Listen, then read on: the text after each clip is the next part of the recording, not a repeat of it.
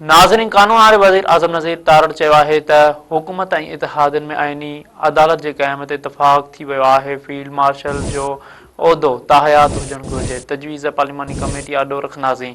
वफ़ाक़ी काबीना जे इजलास खां पोइ मीडिया सां ॻाल्हाईंदे आज़म नज़ीर तारड़ वधीक चयो आहे त जजनि जी बदिलियुनि ते घणो बहस थी चुको आहे। हाणे जजनि जी बदिलियुनि जो इख़्तियार जुडिशियल कमीशन हवाले कयो वियो आहे।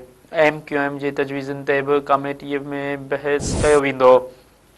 कानून वारे वफ़ाक़ी वज़ीर वधीक चयो आहे त सेनेट जे चेयरमैन ऐं डिप्टी चेयरमैन जी चूंड हर 3 साल थियणु घुरिजे। सॼे मुल्क में सेनेट जे मेंबरनि जी चूंड हिकु ई वक़्तु कराई वेंदी। नाज़रीन, असां अव्हांखे हिकु भेरो ॿीहर ब्रेकिंग न्यूज़ ॾेई रहिया आहियूं त कानून वारे वज़ीर आज़म नज़ीर तारड़ चयो आहे त हुकूमत ऐं इतिहादनि में आइनी अदालत जे क़याम ते इतफ़ाक़ थी वियो आहे। फील्ड मार्शल जो उहिदो ताहयात हुजणु घुरिजे। तजवीज़ पार्लिमानी कमेटी आॾो रखंदासीं।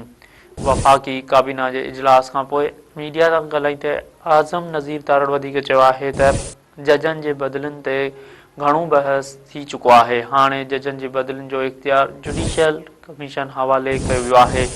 MQM जे तजवीज़ुनि ते बि कमेटीअ में बहस कयो वेंदो। कानून वारे वज़ीर वधीक चयो आहे त सेनेट जे चेयरमैन ऐं डिप्टी चेयरमैन जी चूंड हर 3 साल थियणु घुरिजे। सॼे मुल्क में सेनेट जे मेंबरनि जी चूंड हिकु ई वक़्तु कराई वेंदी।